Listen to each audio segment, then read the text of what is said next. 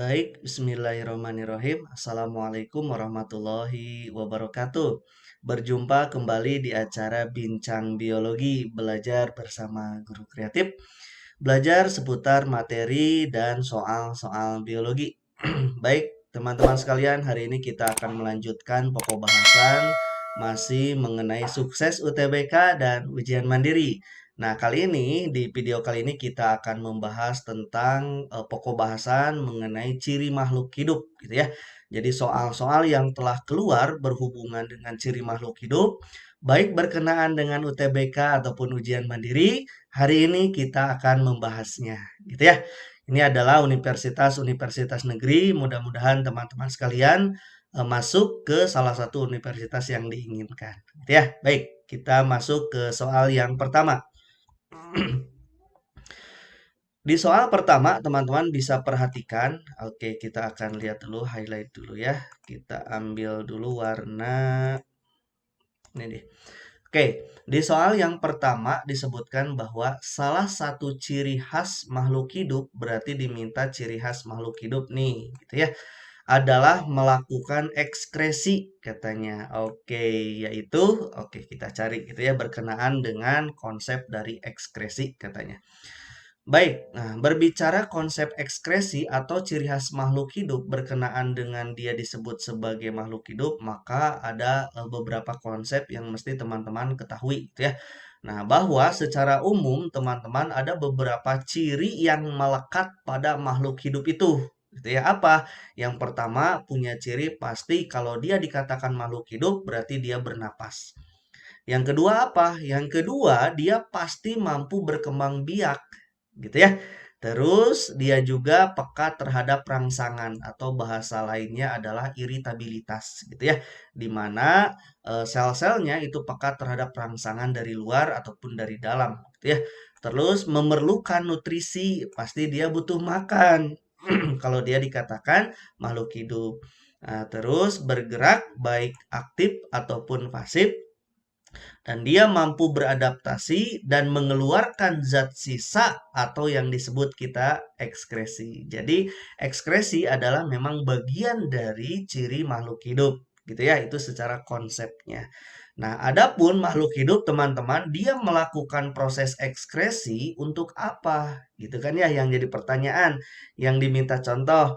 Nah, dia itu untuk mengeluarkan zat-zat sisa. Berarti kalau berbicaranya zat sisa, hasil metabolisme apalagi dikatakan seperti itu dan sisa zat zat sisa tubuh lainnya berarti dia memang benar-benar ampas atau sesuatu yang memang tidak dibutuhkan kembali oleh tubuh. Akibatnya dia dikeluarkan, gitu ya. Nah, di sini digarisbawahi bahwa tidak digunakan lagi oleh tubuh, berarti memang mesti dikeluarkan. Kalau tidak dikeluarkan malah bisa berbahaya, gitu ya. Nah, zat sisa ini nanti dibuangnya itu bersama apa? Bisa bersama urin, bisa bersama keringat, gitu kan ya. Atau pada proses pernapasan itu misalkan karbon dioksida gitu ya dan uap air lewat sistem pernapasan dikeluarkannya. Nah, seperti itu contohnya ya. Oke, baik. Jadi salah satu ciri khas makhluk hidup adalah melakukan ekskresi, contohnya yaitu mengeluarkan sisa metabolisme dari tubuh. Berarti jawabannya adalah yang C, gitu ya, soal yang pertama. Baik, soal yang kedua, teman-teman bisa diperhatikan adaptasi katanya adalah contoh kegiatan makhluk hidup katanya dalam melakukan apa? Oke, makhluk hidup beradaptasi untuk apa? Oke, kita akan bahas ya. Nah, berbicaranya konsep adaptasi, teman-teman, maka berbicaranya konsep ini proses penyesuaian diri, gitu kan ya. Jadi adanya adaptasi itu, makhluk hidup itu dia berusaha menyesuaikan diri terhadap apa? Terhadap lingkungan di sekitarnya. Nah, itu dia konsep adaptasi. Lalu tujuannya buat apa? Gitu kan ya. Nah, kenapa dia mesti beradaptasi? Biasanya lingkungan itu dia mengalami perubahan. Berarti ada perubahan terhadap lingkungan. Maka makhluk hidup berarti dia mampu beradaptasi terhadap perubahan lingkungan itu, maka dia akan bertahan hidup. Gitu kan ya. Nah, contoh perubahan lingkungannya itu misalkan rangsangan yang akan direspon oleh makhluk hidup tersebut. Contoh misalkan gitu ya. di sana misalkan kekurangan makanan, lalu makanannya itu ada makanan yang tidak biasa dia makan misalkan. Maka makhluk hidup itu mesti beradaptasi terhadap kondisi saat itu. Kalau tidak mampu beradaptasi, maka dia biasanya akan punah atau dia akan mengalami kematian, gitu ya generasinya. Ah, seperti itu. Itu konsep yang pertama. Konsep yang kedua, teman-teman, nanti berbicaranya adaptasi ada macam-macamnya. Nah, bagaimana dia beradaptasi?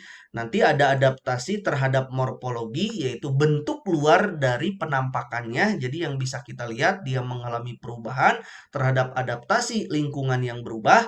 Misalkan menyesuaikan bentuk tubuh. Jadi kalau berbicaranya morfologi itu penyesuaian bentuk tubuh, gitu ya, terhadap lingkungan, di mana lingkungannya itu dia sudah mengalami perubahan. Contoh misalkan morfologi itu burung finch gitu ya yang ditemukan oleh Darwin gitu ya, di mana dalam satu spesies yang sama dia memiliki paruh yang berbeda.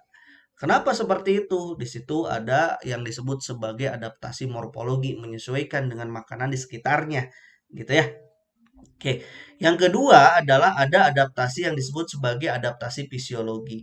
Nah, kalau berkenaan dengan fisiologi berarti dia penyesuaiannya itu terhadap metabolisme dan fungsi kerja organ-organ yang ada di dalam tubuhnya. Gitu ya. Itu dia beradaptasi. Misalkan adaptasi terhadap air gitu kan ya.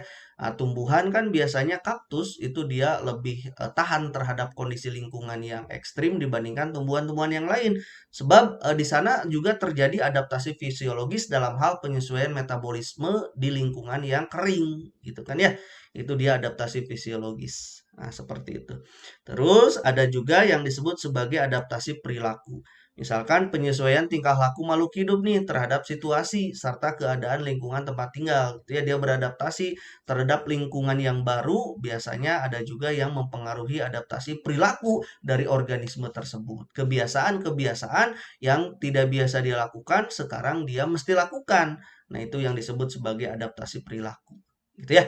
Nah, adapun adaptasi ini, teman-teman melakukan adaptasi makhluk hidup itu tujuannya untuk apa? Yaitu tujuannya untuk merespon terhadap rangsangan yang ada pada saat itu terhadap dirinya. Baik lingkungannya, gitu kan ya, dalam hal makanannya, ataupun populasi di sekitarnya. Gitu ya. Jadi jawabannya adalah C. Nomor 2 itu ya. Baik, lanjutkan. Nomor 3. Nah, di soal nomor 3 ini, teman-teman, konsep hidup katanya diminta tentang konsep hidup gitu ya, mempunyai ciri-ciri tertentu. Dalam seluruh masa hidupnya, makhluk hidup hidup katanya makhluk hidup itu dia selalu apa katanya. Oke, baik gitu ya. Dalam seluruh masa hidupnya, makhluk hidup itu selalu bagaimana gitu ya. Kalau berbicara konsep hidup. Baik. Oke, ini teman-teman konsep berbicaranya adapun ciri dari makhluk hidup sebetulnya tadi kita sudah bahas gitu ya. Nah, dia konsep hidup dia memiliki ciri-ciri tertentu. Jadi dikatakan dia makhluk hidup punya ciri. Tadi sudah ada hubungannya dengan soal nomor 1. Nah, kita ulang kembali bahwa ciri dari makhluk hidup itu dia iritabilitas. Jadi dia peka terhadap rangsangan-rangsangan yang terjadi dari luar yang masuk ke dalam dirinya. Jadi peka terhadap rangsang. Pasti itu dia ciri makhluk hidup gitu ya. Beda dengan batu kan ya, batu kita rangsang bagaimanapun gitu ya, disentuh, dielus atau bahkan dipukul gitu ya, batu tidak akan merespon. Seperti itu. Sebab bukan makhluk hidup gitu kan ya. Yang kedua, tumbuh dan berkembang. Adanya proses pertumbuhan, adanya proses perkembangan, berarti dia dikatakan sebagai konsep dari organisme itu dikatakan tumbuh atau hidup gitu ya.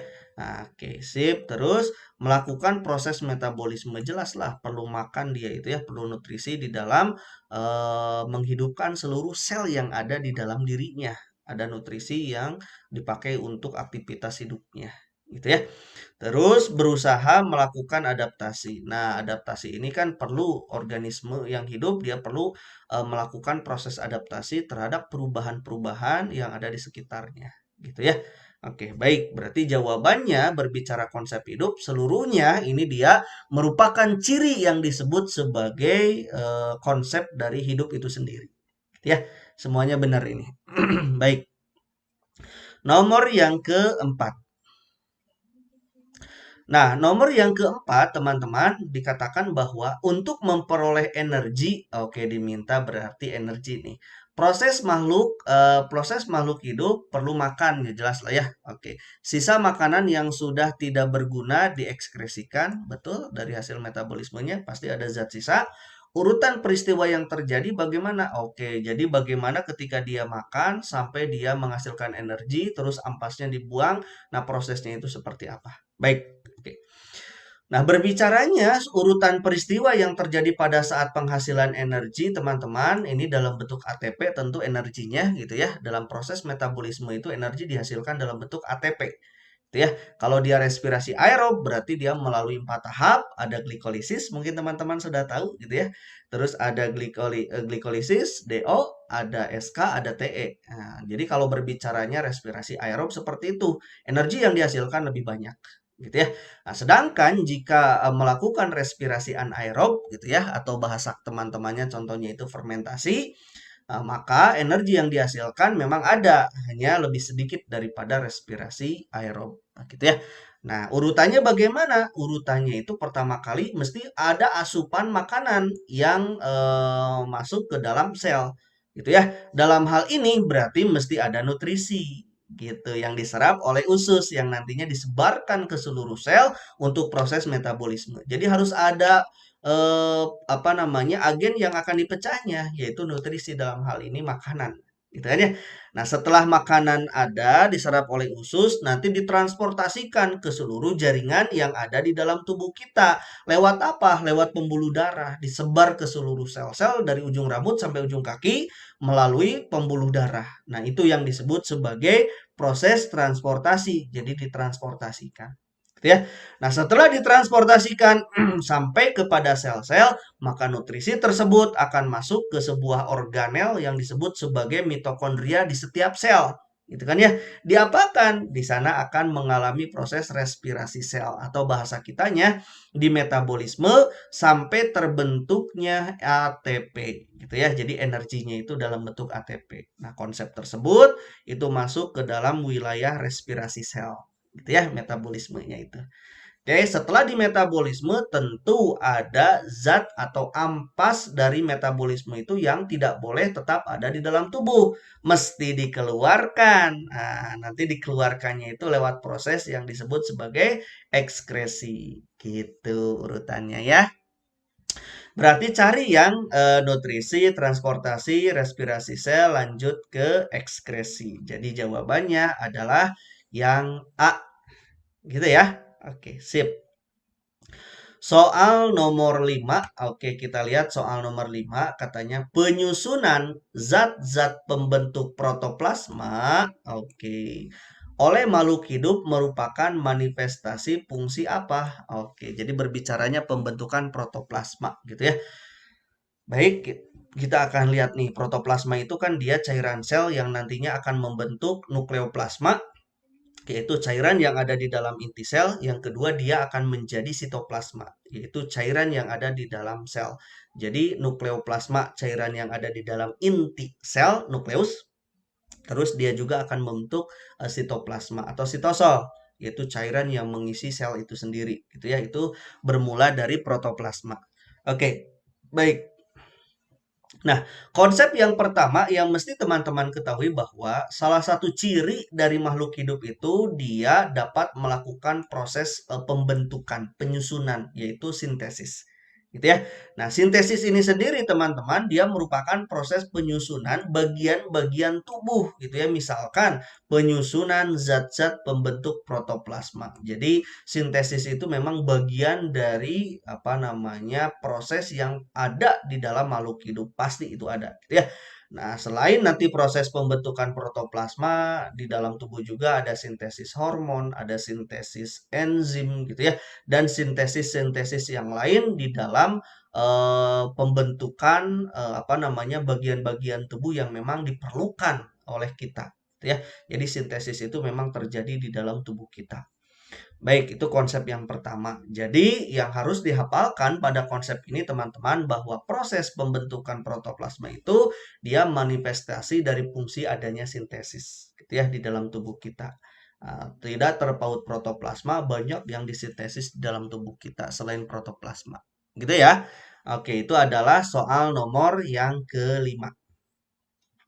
Soal yang terakhir, teman-teman, dikatakan bahwa regulasi merupakan salah satu ciri khas dari makhluk hidup. Nah, ciri itu manifestasi dalam apa? Nah, ini berbicaranya regulasi. Kalau tadi sintesis, kalau ini regulasi. Regulasi itu teman-teman berbicaranya sistem koordinasi. Jadi, gitu ya. Koordinasi itu apa saja? Nanti kita akan lihat materinya. Nah, regulasi teman-teman dia masuk ke dalam sistem yang mengatur keserasian semua proses yang berlangsung di dalam tubuh. Nah, siapa tubuhnya? Sistemnya yang diatur oleh regulasi adalah sistem koordinasi. Tadi sudah saya sebutkan. Nah, sistem koordinasi itu apa saja? Nanti meliputi sistem saraf, meliputi hormon, gitu kan ya, dan meliputi alat indera. Ini dia sistem koordinasi. Makanya ada yang menyebutkan sistem koordinasi itu dia nama lainnya adalah sistem regulasi. Sebab di dalamnya regulasi itu berbicara tiga hal ini. Jadi sama. Itu ya, itu yang pertama. Yang kedua, teman-teman, berbicaranya konsep sistem saraf, maka sistem saraf ini dia bekerja dengan cepat untuk menanggapi adanya perubahan lingkungan, gitu kan ya, merangsang. Jadi lingkungan berubah, maka ditanggapi dengan adanya sistem saraf. Nah, pengaturan sistem saraf ini dia dilakukan oleh benang-benang saraf tentu itu ya yang ada di setiap sel tubuh kita. Itu dia berkenaan dengan regulasi sistem saraf. Nah, kalau regulasinya sistem hormon bagaimana? Nah, kalau berbicaranya regulasi sistem hormon, maka dia berperan mengatur pertumbuhan, gitu ya, keseimbangan internal dalam tubuh, reproduksi, tingkah laku, gitu ya. Juga hormon ini dia bekerja lebih apa namanya jauh lebih lambat, tetapi teratur, gitu ya, dan berurutan dalam jangka waktu yang lama. Selama organisme itu hidup, maka regulasi sistem hormon terjadi di dalam tubuhnya. Gitu ya. Nah, pengaturan hormon ini nanti dibantu tentu dengan sistem yang lain. Salah satunya adalah sistem transportasi. Dalam hal ini pembuluh darah, gitu ya. Nah, itu regulasinya. Yang terakhir, regulasi untuk alat indera itu seperti apa? Dia yang akan apa reseptor gitu ya, rangsangan dari luar. Adanya alat indera, dia akan merespon secara cepat ketika memang ada hal-hal yang perlu direspon ketika lingkungan berubah. Gitu ya. Nah, alat indera ini bisa berupa mata, telinga, kulit, hidung, ataupun lidah, gitu ya, di dalam regulasi pada makhluk hidup. Jadi, teman-teman, jawabannya berbicara regulasi ini dia merupakan manifestasi dari pengaturan aktivitas sel, gitu ya. Jadi, pengaturan aktivitas sel ini dia berbicaranya regulasi, gitu ya. Baik berbicara nanti sel tingkat sistem saraf, hormon, ataupun alat indera. Begitu teman-teman ya berbicara tentang soal yang terakhir ini. Nah, jadi nomor 6 adalah soal yang terakhir dan beres gitu ya. Saya ucapkan terima kasih. Jadi silakan teman-teman bisa berkunjung ke channel YouTube kami. Banyak soal-soal yang telah dibahas berkenaan dengan persiapan UTBK dan ujian mandiri. Mudah-mudahan bisa dimanfaatkan sama teman-teman ya. Sekian, mudah-mudahan bisa diterima sama teman-teman. Saya ucapkan Assalamualaikum warahmatullahi wabarakatuh.